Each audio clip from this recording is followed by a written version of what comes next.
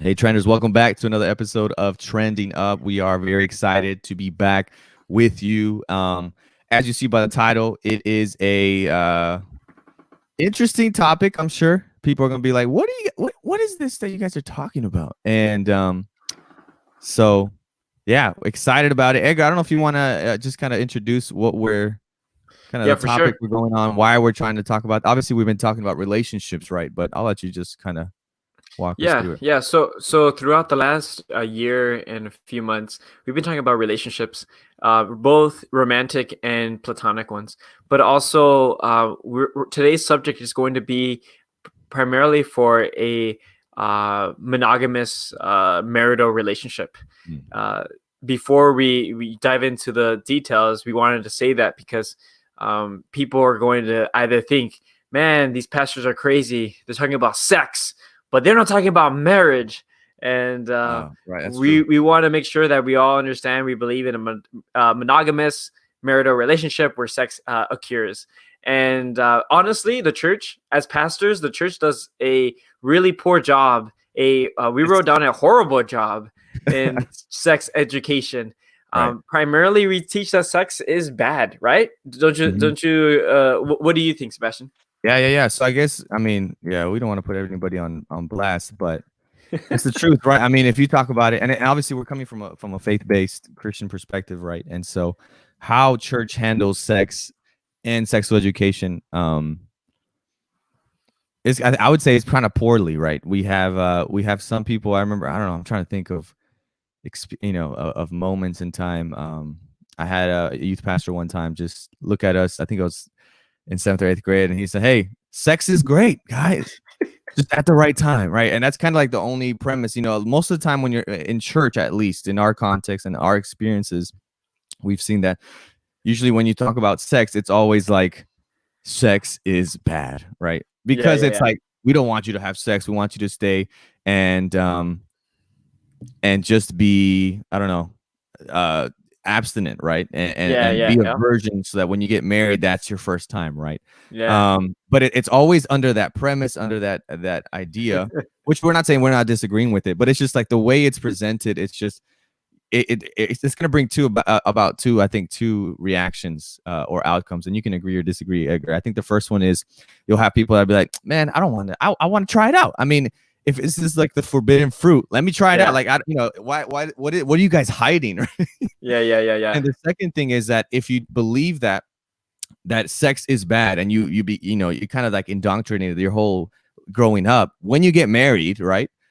And yeah, and you are able to now, right? In the right context, as people would say, you are able to now have sex because you're married. yeah. Um, you still can feel guilty because in your mind it's been ingrained that sex is bad, right? Mm, So the way we've taught sex, I think, has caused a lot of disservice to many people that have heard, and yeah, they're like, man, wow. And we haven't really taught the beauty, and we'll get into it, right? The beauty of sex, the purpose of sex.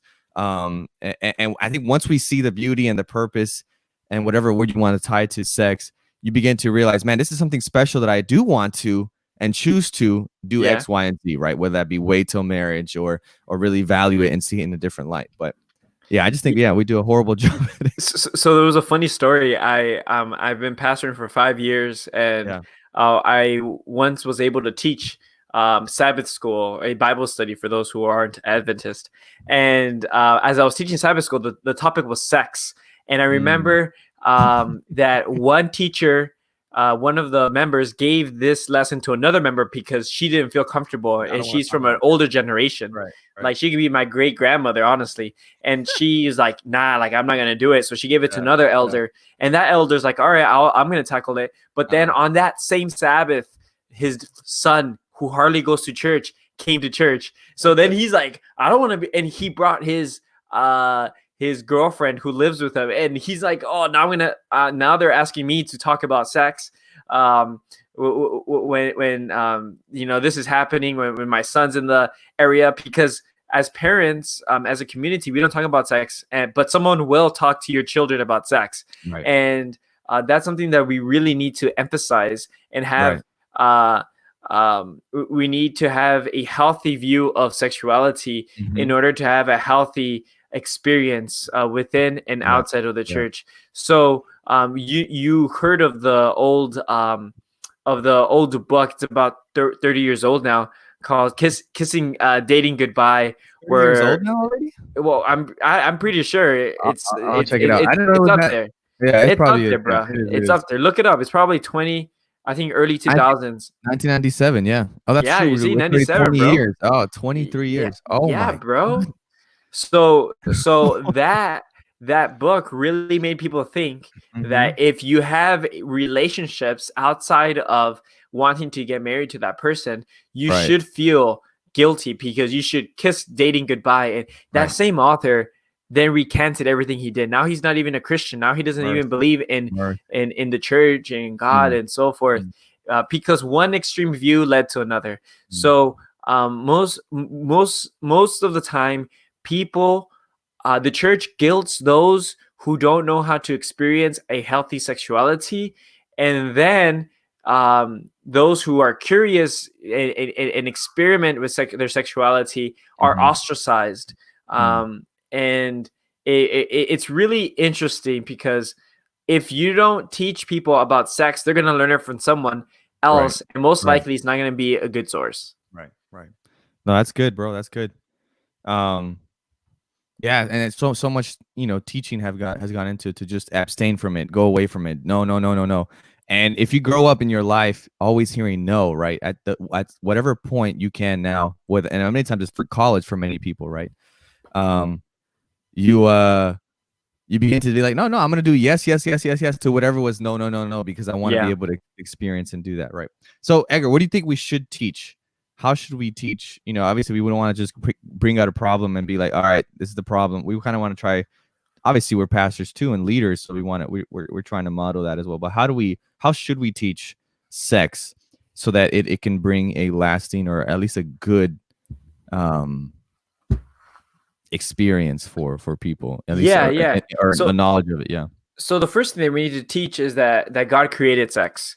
So Mhm. sex is not a bad thing. It's not for the sinners. It's not for people who It's like it didn't come after Adam and Eve fell, right? Like sex yeah. was like, oh man, all right, now they're gonna have sex because it's because of sin, right? It didn't come because of sin, right? Right. Yeah, yeah, for sure. I remember there's a funny story Good of point. a married couple about to engage in sexual intercourse, and Uh-huh. this married couple had a picture of Jesus on her nightstand, and she put the picture of Jesus down because they were about to have sex, Oh so because man. they thought that God Yeah. is like Yeah. not okay with that. But Mhm. literally in Genesis, God creates a garden called Eden, and Eden Mhm. means pleasure. So Mhm. it's a garden of pleasure, because God wants us to enjoy life and enjoy it fully. Dude, that's good, right? Yeah. Eden literally means pleasure, bro. Yeah, In and the in thing, the Hebrew.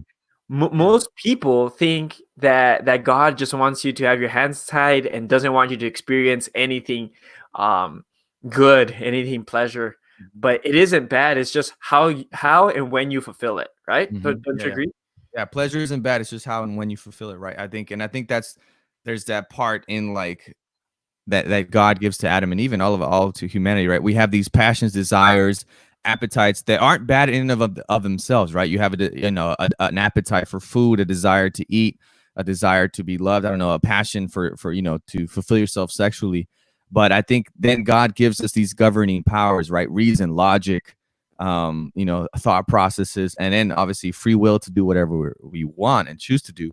But it is in that balance, right, to be able to. Hey, we've talked about this before, talking about Samson, how Ellen White says that the true strength or the true measure of a person is not based on someone that says, hey, they just let themselves be led by their passions. No, Mm, the strength of someone comes in how they can control those appetites and desires and passions, right? And yeah. so it's like, you have this pleasure. And I think what we hear a lot of times in society is that, hey, if you feel it, we talked about this last week, right? I want it, I got it. I always forget Ariana Grande. So, Yeah, it's Ariana Grande. My you wife know, will know the song. I Anyways. love it. I will like it. I want it. I see it. I get whatever it is, right? That's it, right? It's like, hey, if you're hungry, go get food. If you're feeling lustful, if you want to have sex, go have sex. Whatever you're feeling, don't what's the word? Don't Don't withhold. Yeah, don't limit yourself, Don't right? limit yourself, right? Whereas the Bible is teaching God's like, hey, pleasure isn't bad. I made pleasure. but I want it to be experienced at the right time in the right context, right? Yeah, it reminds me of a conversation that I had with a friend. It's really funny. I used to play at the gym. Right now we're on lockdown, so we don't go out. Right. But at the time, I would play volleyball, and everybody found out I'm a pastor. And Uh-oh. people always tease me, which is fine. I'm totally okay with that. It's funny because then I tease them back, right? Yeah, It just works out. And I remember one of the guys once were talking, and he said, "I can't believe so and so's getting married. I mean, you want to really have sex with just one person? How boring is that?" Mm. As if we have fallen into the idea that sexuality is increased by the amount of partners you have. But actually, when you see the biblical narrative and outside like studies, you find that sexual what's the word? Contentment increases with the less amount of partners you've had throughout life. So you find that God wants your sexuality to really abound within the context of his guidance, because sometimes we think we are free to do the like whatever we want, and that really brings us happiness. But that's not the case. If we follow like what God has led us to follow, you find that it has more pleasure. So we should be open about sex and not shy away from it. Right, it is an awkward conversation, right? It is awkward, right? It is, yeah. And it's tough because at least for me as a pastor, I was has been married for 2 years. You've been married what, 12 years already? Yeah. You want to talk about it, right? You want to be able to, I have a couple of young adults that are getting married in the next couple of months here. I think 4 or 5 couples, right, that are getting married, and so. You want to be able to dialogue, but it is kind of awkward. You're just like, hey, so have you guys talked, and have you, it's just kind of like, how do you begin the conversation? How do you talk about it? You were talking about how awkward it is sometimes when you're watching movies with your parents at home when you were younger, right? And all of a sudden, like a love scene comes up, and it's like, your mom's like, cover your eyes, cover your eyes, cover your ears. It's and you're just kind of like ignoring the situation. You kind of move on, and hey, and so yeah, it is awkward, right? You're trying to think about, how many times have you had a conversation with someone in church, whether that be older person there in the church that's, hey, let me talk to you about my experience with sex and why I had decided to wait till marriage, or why I, whatever it is. You don't really have that because people are like. And if someone does come up to you and talks to you about their sexual experience, you're gonna be like, "That's weird. Yeah, that's weird, bro." Yeah. So what you have to find is, I think you have to have a healthy level of transparency within churches, not just trying to appease people's like ears and what they want to hear, but create a culture where you're able to be transparent on all things, including sexuality. And that is something that I think we're moving forward with, but it's hard. It's hard because you get some weird people, man. Trust me, I've seen it. We do. And I think one thing that we have to understand is that questions are not bad, right? Not.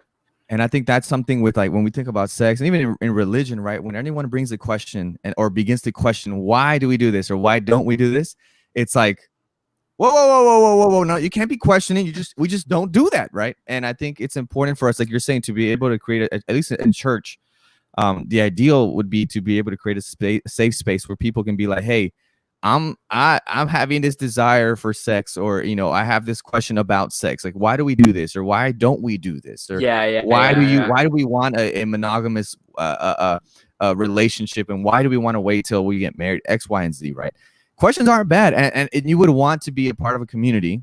I would love that isn't afraid of these questions. Is, hey, let's journey together, and we're going to try to figure out what God's purpose and reality of sex is for, and that's hopefully going to answer some of your questions there. And with that, I think we should also be okay with not knowing the answers. Right. Questions aren't bad, and not having the perfect answer isn't bad either. Right.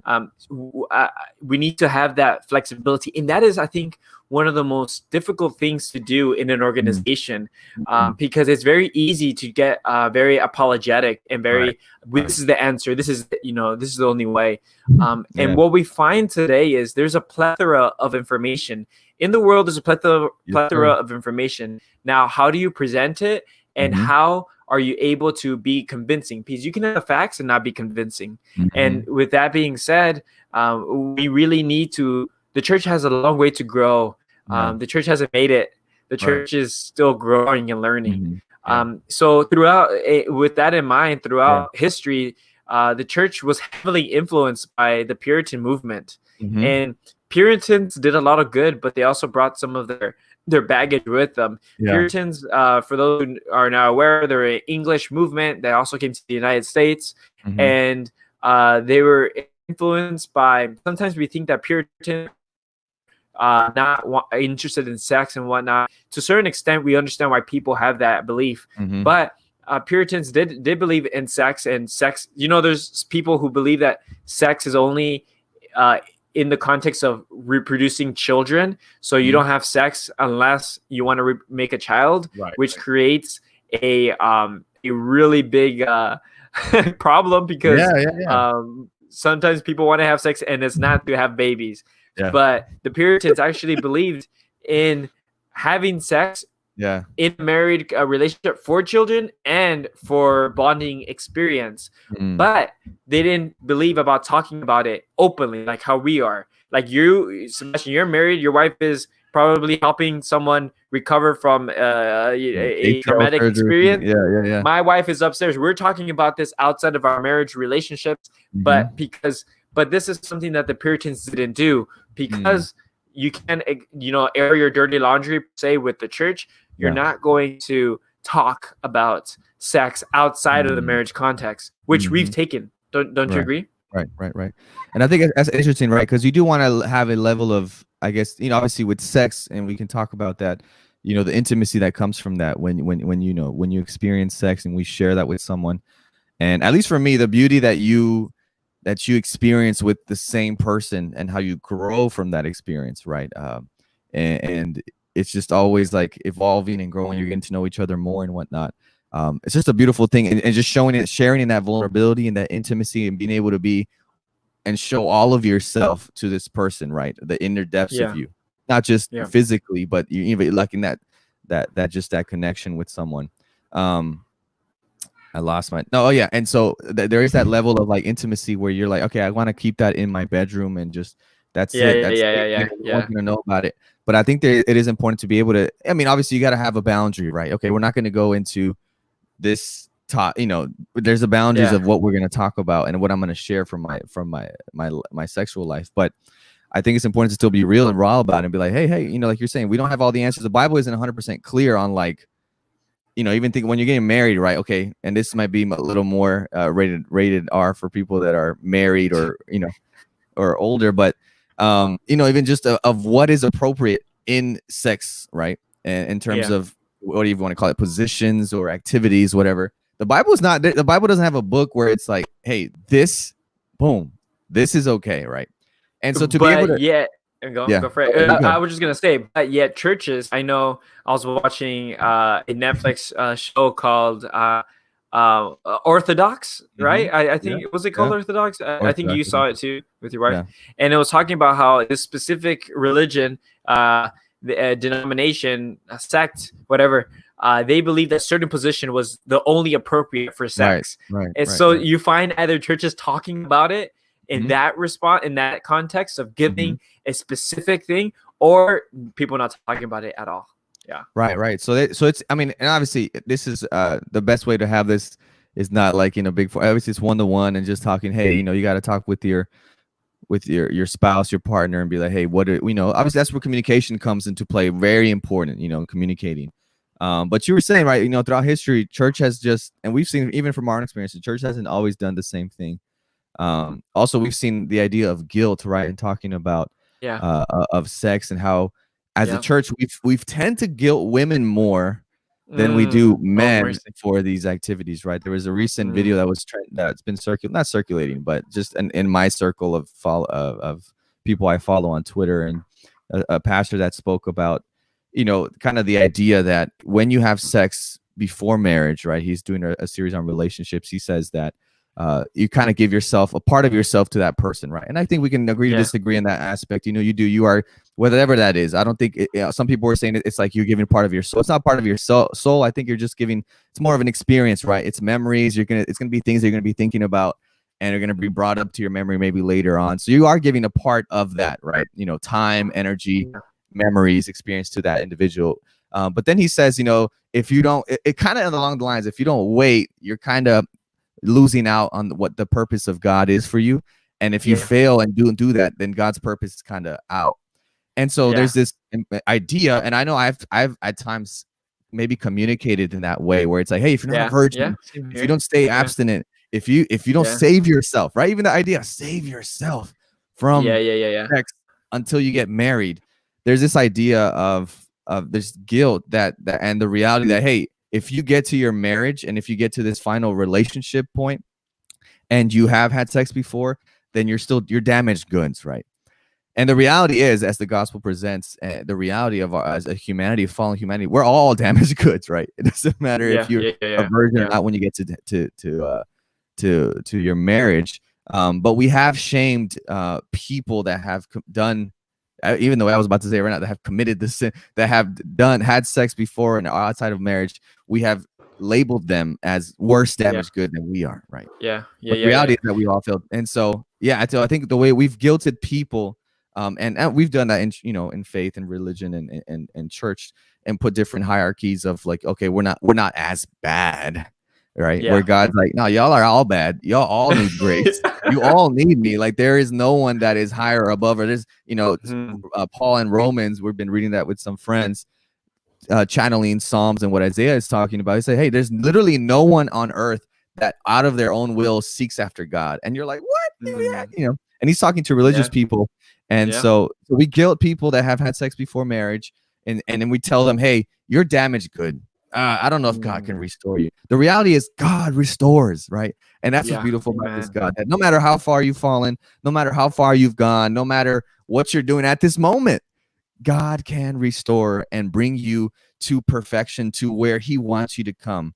And that's the beauty of the gospel. And if we can't believe that, and if we don't believe that God restores and that we're too far gone, then the message we're preaching is vain. There's no really reason for this.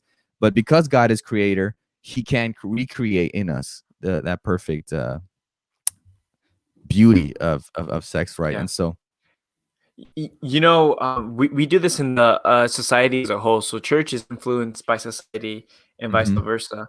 And in society, most people are okay with their sons having various love interests, but not okay with women having various love interests, because we have a double standard where we approve men from having various interests with different people, but we guilt and shame women for having the same similar.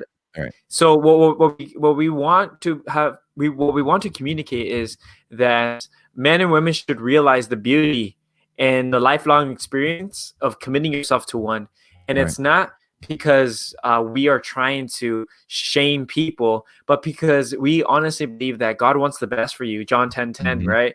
Like that God wants you to live life and live it abundantly. And the thing is, Satan wants you to destroy your life. And what we want to do is we want to follow God, and it's not because we want to be goody two shoes with our bows and ties set, everything perfect and whatnot, but because we want you to experience life to the best. And I believe God does too.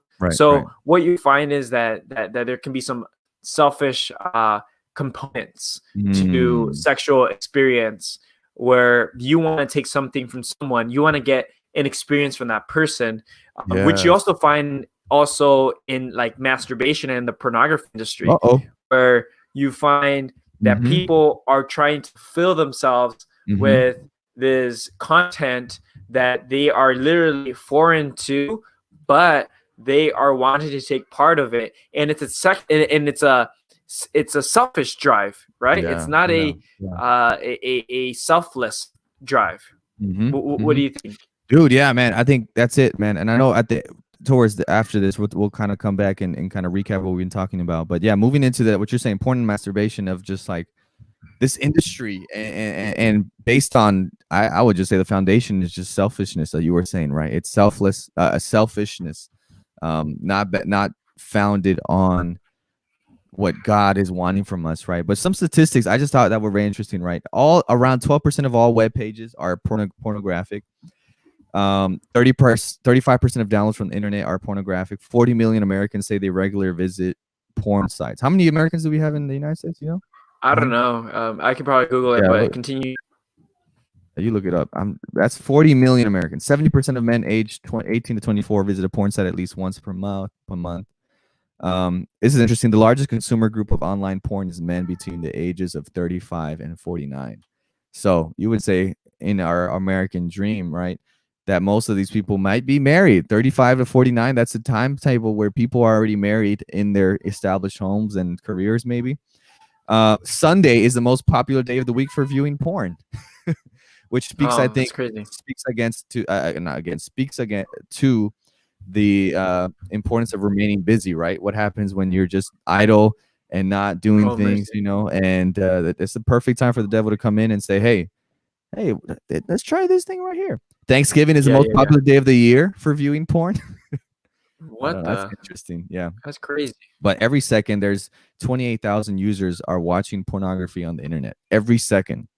Every day, there's 37 pornographic videos that are created in the United States. 2.5 billion emails containing porn are sent or received. And how online porn is affecting Americans. About 200,000 Americans are classified as porn addicts. 40 million Americans regularly visit porn sites. So researchers believe that pornography's intense stimulation of the brain brings about significant changes to the brain, similar to drug addiction. Right. So we see how, viewing porn is just kind of on the same equal landscape of taking drugs and just in terms of addicting and the chemical releases that your brain goes through when you're viewing porn. So yeah, it's just kind of crazy because this industry, multi-billion-dollar industry that is feeding off of, I guess, the selfishness and the false view of sex. And Edgar, what happens, man? What happens? And let's just be real. What happens when, you know? And I was primarily, I guess, stereotypically, we've always seen that porn is kind of a more male thing, right? But we do know that, like this, 1/3 of porn viewers are women. So 2/3 are men, 1/3 women. So, but a lot of it, you know, in the talk is just you hear a lot about it, men. But what happens when you come into finally a serious relationship or you're thinking about marriage? But you've been viewing porn for, you know, maybe 5-6 years, because people are starting at as young as 9, 10, 11 years old. And you're maybe getting, you know, and we know that our generation gets married later, maybe 25, 26, 27, 28.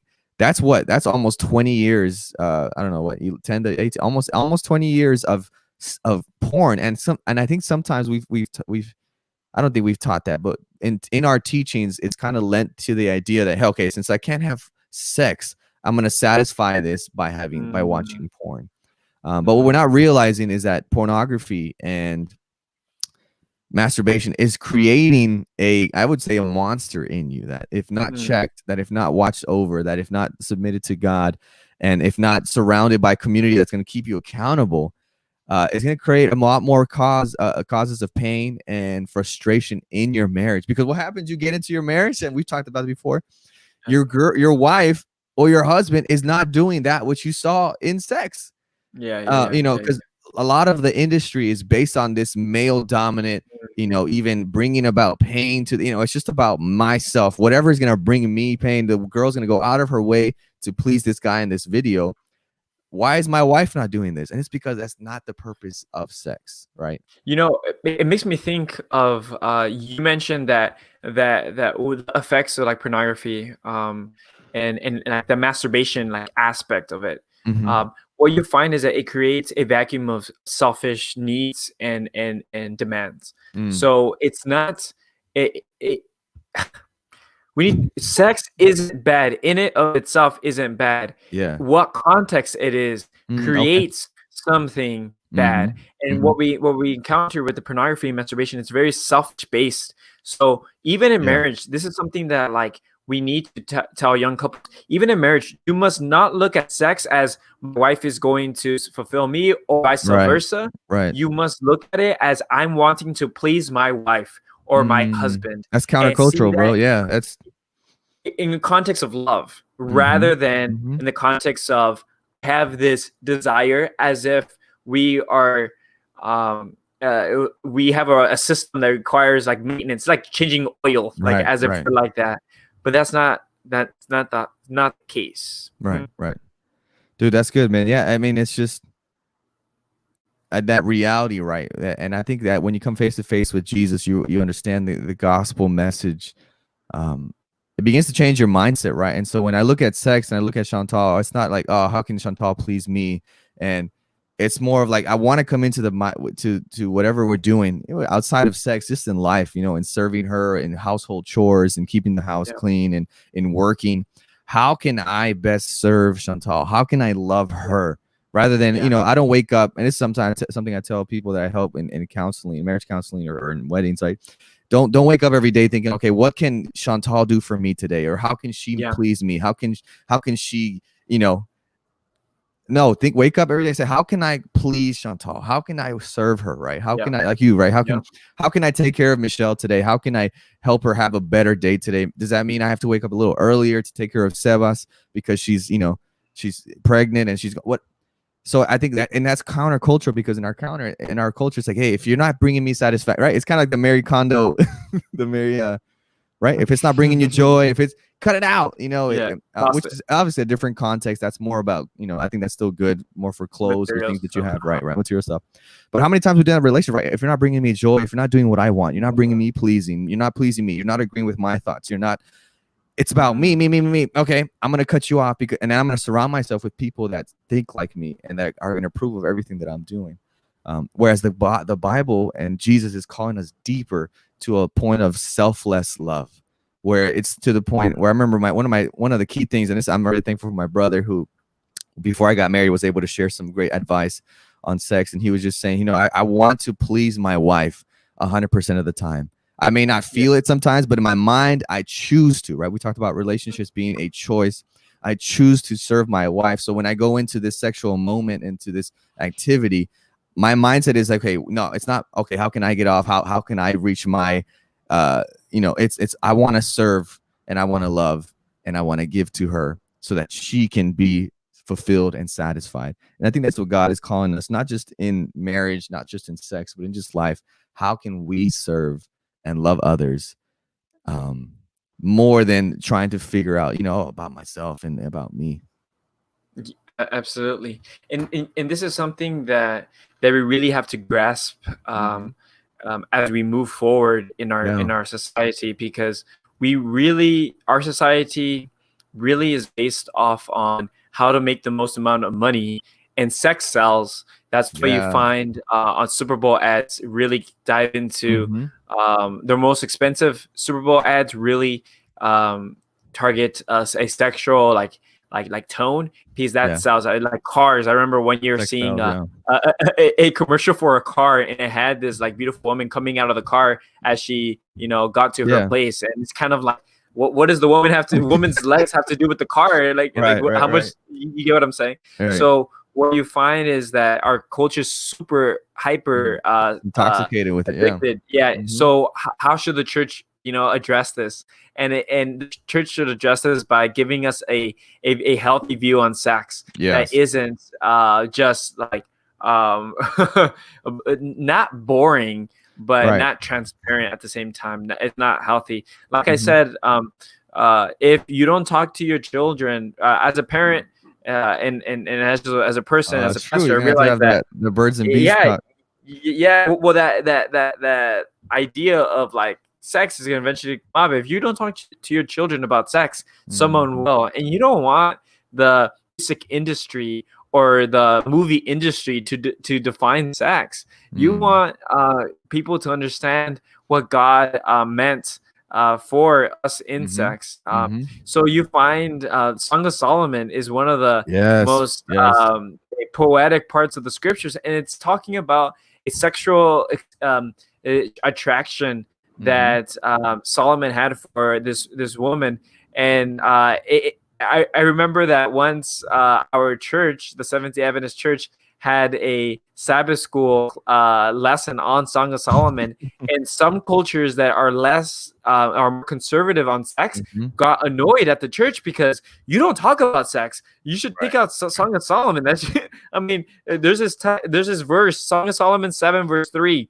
Your breasts are like two fawns, Whoa, twins whoa, of a whoa, whoa, whoa, whoa, gazelle. whoa, whoa, whoa, Like whoa. it's talking about like that's crazy, Yeah, you yeah, know? yeah. So again, the point that we want to say is that we want to leave people off knowing is like go to God about your experience in life and also with sexuality, and look at how God's unselfish love impacts sexuality, and Mm, don't let the world's selfish views of sex infiltrate your marriage and your life. mm, mm. Dude, that's good, bro. Yeah, and I mean the Bible has that. Song of Solomon is obviously the most clear aspect of it, right? Of just and people are like, why is Songs of Solomon in the Bible, right? Why, I remember being so, hey, you can't read Songs of Solomon until you get married. But it just highlights, we were talking, one of the first points that we said, that sex is good. Love is good. Love is something that God has made. God has designed sex to be experienced between man and woman, and as we see in Adam and Eve in the garden, and it's creating a connection, it's creating an intimacy, right? And sex in marriage just keeps getting better and better, because you're getting better, you're understanding how to please the other person, you're communicating more, and as you grow deeper with this person, you're learning that it's about serving the other person and learning what they enjoy and whatnot. So yeah, I know we can do such a better time, and obviously a better part in dialoguing and teaching sex. And I know we haven't exhausted it, because we're still growing and learning and trying to figure out, hey, what is the best approach to doing this. But I think one thing I do want to leave out, and you can add some points to, Edgar, is just one thing is that it doesn't matter what you've been through, what you've gone through, you are not too far from God to be able to be restored by Him, right? I mean, Yeah. doesn't mean that you keep going away from Him, and Paul says, does that mean we keep sinning so that His grace may abound? No. I mean, we turn to God, but don't ever feel that I'm just too far. Like God will never accept me. And it's like, no, God is like the father of the prodigal son. He's always waiting. He's always there, waiting for us to come back. So yeah, that's one thing that I think that an important point that we need to always highlight.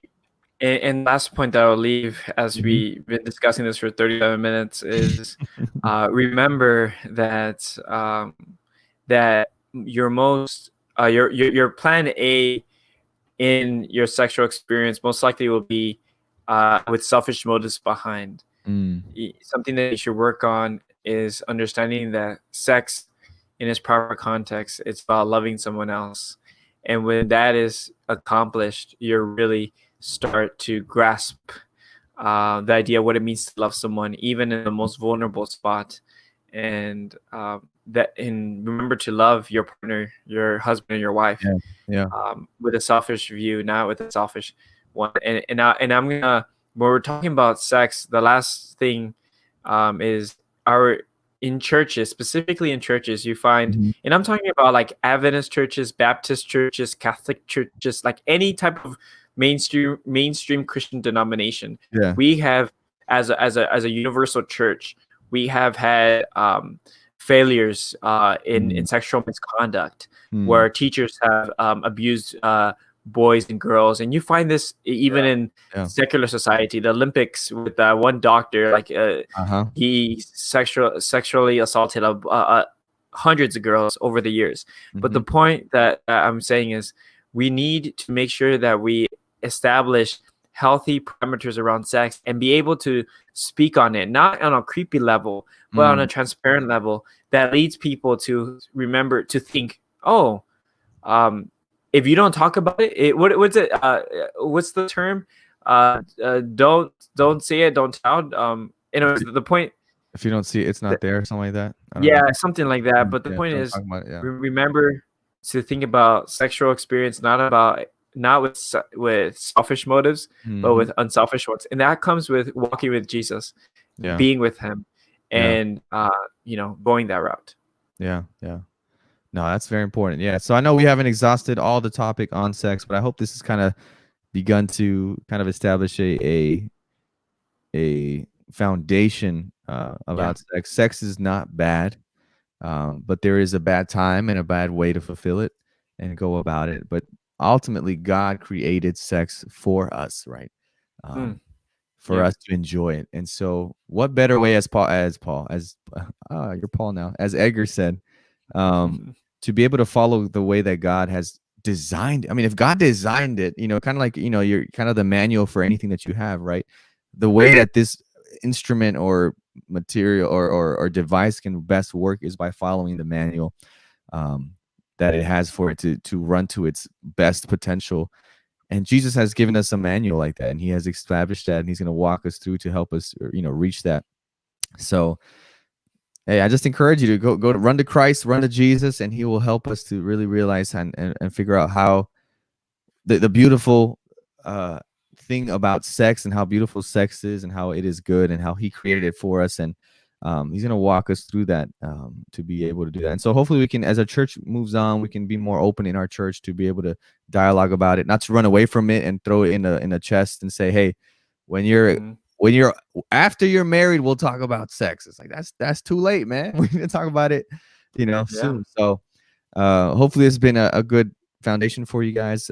If you have any questions, reach out to us. We love to be challenged in our thinking or in any conversation that we have. So reach out to us, leave some comments.